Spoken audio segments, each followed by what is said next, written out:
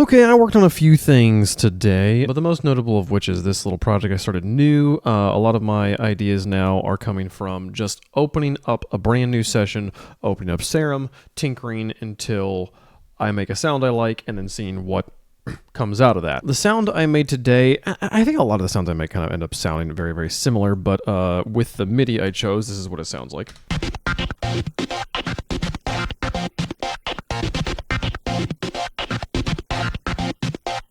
There's a lot of like layers of rhythm happening here, the core of which is this kind of transgate. All this is attached to is the level of the main wave here. This other wave is just being FM'd into this. Create a little bit of extra detail.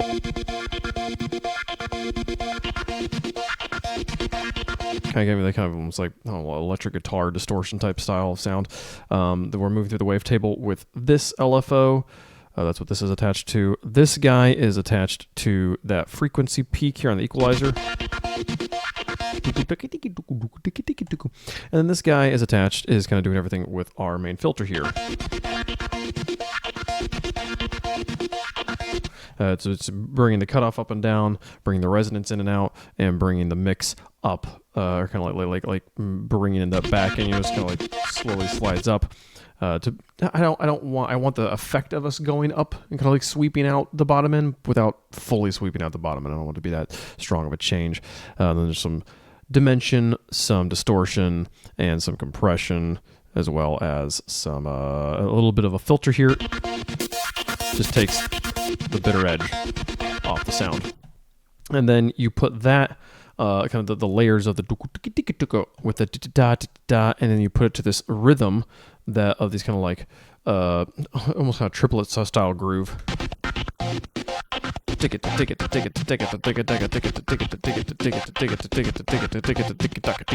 More of a dotted quarter than an actual a triplet. I started with that sound, and I thought that sound was really cool, and I thought, what when you have a really agitated super rhythmic sound, oftentimes the next thing I go to is a very long pad-like sound, so I added this guy in.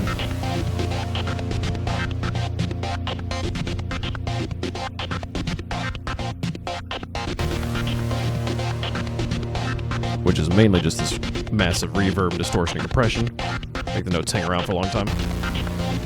Just distorted, multiple unisons of saw. And then put a little melody with it too. Same instrument.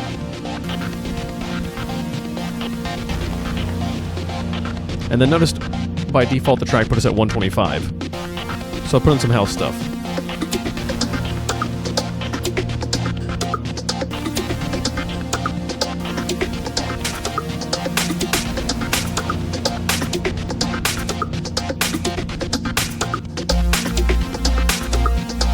Ultimately left with this.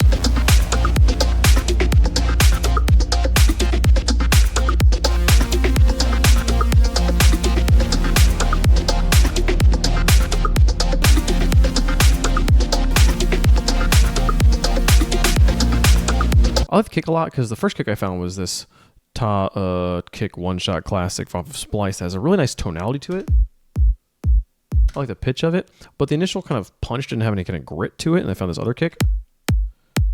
A nice kind of grit to that front. And on the first kick here, I pulled, did a fader to cut the transient out and then have it slowly fade back in, and then used a oscilloscope to double check that we weren't destroying it here. And you can kind of see first kick here and second kick.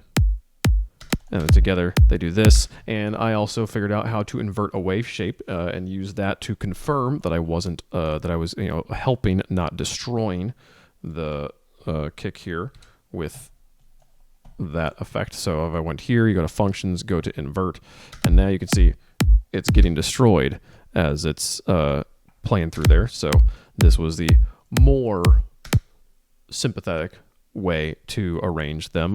Probably could make them more. Probably could find two kicks that are a little bit even closer to each other, and maybe if I tuned these I could get a little bit closer. But I was really proud of how I managed to make that sit with a sub. And again, if we check that oscilloscope, you can kind of see here it changes a little bit here, but in general it's not getting destroyed here. This is actually just the sub kind of like slowly fitting out. I kind of want that chug, that side gate, or that side chain sort of sound that where you hear it. You can hear the space. You can hear it coming up behind it. I wanted that feel. I sat here and it moved this around to kind of pull it this way and kind of have it. I could get it to where it just really seamlessly handed off, but then it just sounded like the bass was just there, boom, the whole time. I was just like almost a little obnoxious, and so I kind of put that little gate in there, and I like that sound. And in general, was really happy looking at the oscilloscope here and being able to kind of like understand what it was I was looking at. That you've got like this this is what the wave looks like when it's just the kick, and then the side chain comes out and lets everything else in, and you can see that it's mainly just that bass wave with a lot of texture on top of it. But it was really cool to see as I turned layers off what went away. Like these kind of heavy pockets here, these are that kind of topper, that percussion topper. If I turn it off, those go away entirely. Those three groups that were there. But most notably, look at the way that the kick changes when the snare comes and plays on top of it. You can see like it looks so different. Like you get this really fuzzy kick versus this really clean kick when there's no snare here. It's just kind of cool to see the different sounds reflected in the waveform. And obviously, this isn't like you couldn't show me a waveform and be like, oh, I can hear what the piece sounds like at all. But like, I feel like I'm a step closer to that, than it's still a million miles away from it. But just every step closer to being like, I kind of understand what I'm looking at when I look at this. Like these super busy moments are going to be a bit more noisy.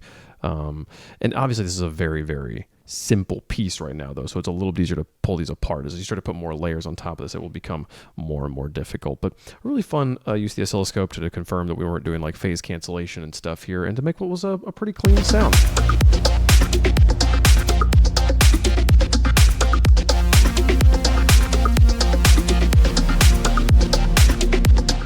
I could see myself putting like a vocal sample on top of this, and this house music to me is wonderful because it's such a simple idea. It's not like I've never heard a house piece that was like, wow, that's just like mind-bendingly different. The way that like within bass music or drum and bass, you're hearing a lot of people really trying to push the boundaries of what that sounds like, because it's a very agitated, aggressive genre, and you want yourself to sound different. You want yourself to stand out. You want to find the new cutting edge way to do things, where house music, like by definition, by genre style, like the thing that characterizes it is how chill and relaxed and comfortable it is. It's very easy for you to listen to. So it's not a genre that I think is going to innovate very much, because the people who listen to it don't want it to innovate, which makes it easy to make. And the Japanese house track that's on my SoundCloud is probably the track I feel is the most professional sounding of anything I've made so far this year, and was one of the easiest things to make. Like I really got into a flow state making that. So I don't want to settle in. House music doesn't like hold my heart in any way. It's something I enjoy listening to, but it's comfortable. It doesn't get me excited the way like a really good piece of drum and bass, or just a really good piece of exploratory bass music does. So I don't want to settle into just making house music, but it's a nice thing to go to every once in a while, and to really use those fundamentals we've been learning about sound design and mixing, and use them in a genre that's not requiring me to push the boundary in a way like the other genres do. So I could see myself finishing this, and we'll see if I do. Maybe come up with a vocal or something for tomorrow. That's all we have time for today, though. Thanks so much for watching. See you guys tomorrow. Bye.